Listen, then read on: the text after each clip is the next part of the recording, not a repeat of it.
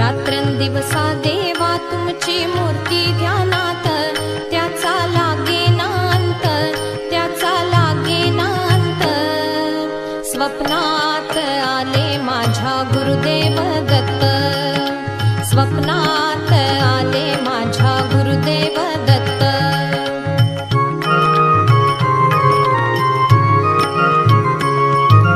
दिव्य स्वरूपी सडा टाकत होते अंगणात, अल्लख म्हणून भिक्षा मागत आले दारात. दिव्य स्वरूपी सडा टाकत होते